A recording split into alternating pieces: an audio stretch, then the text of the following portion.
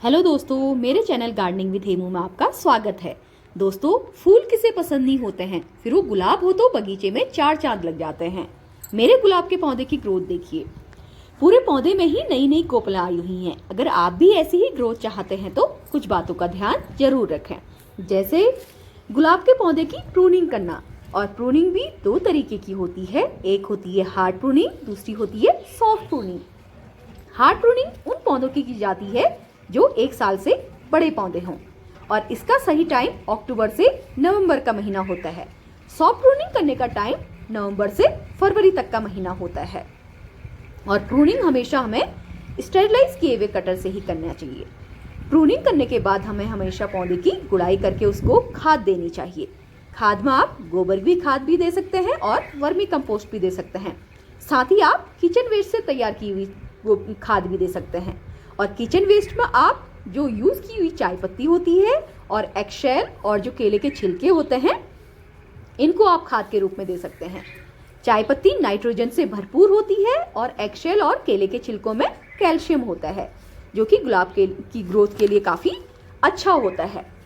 इसके साथ ही आप गुलाब के पौधे में प्याज के छिलकों से बना हुआ लिक्विड फर्टिलाइजर भी दे सकते हैं।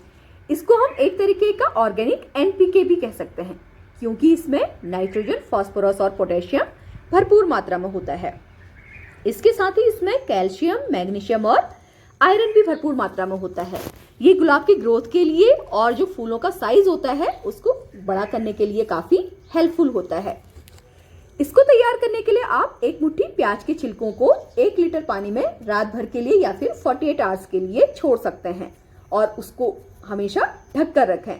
और जब हम इसको तैयार कर लेते हैं तो उसके बाद ये यूज करने के लिए तैयार हो जाता है। ये मिक्सचर काफी गाढ़ा होता है, इसीलिए हमें हमेशा इसे 1:1 की रेशियो में इसको देना चाहिए। और एक बात का ध्यान हमेशा रहे, जब भी हम इसको दे रहे हों तो पौधे के तने के आसपास देना है, पौधे के ऊपर नहीं देना है। और इस खाद को हम हमेशा हर 15 से 20 दिन में दे सकते हैं और बहुत अधिक मात्रा में भी नहीं देना है। अगर हम ज्यादा मात्रा में देते हैं तो जो हमारी सॉइल होती है वो एसिडिक हो सकती है। और एक बात का ध्यान और रखें, जो गुलाब के पौधे के फूल होते हैं अगर वो सूख जाते हैं तो उनको आप हटा लें। दोस्तों, अगर आप इन सभी बातों का ध्यान रखते हैं तो आपके गुलाब में भी नई ग्रोथ होगी और पौधों में नई नई कलियां बनेंगी और पौधा फूलों से भर जाएगा। दोस्तों, अगर आपको मेरी ये जानकारी अच्छी लगी हो तो लाइक, शेयर और कमेंट करना मत भूलिएगा और साथ ही मेरे चैनल को सब्सक्राइब भी जरूर कीजिएगा। ये देखिए मेरे फूलों का साइज, ये देखिए।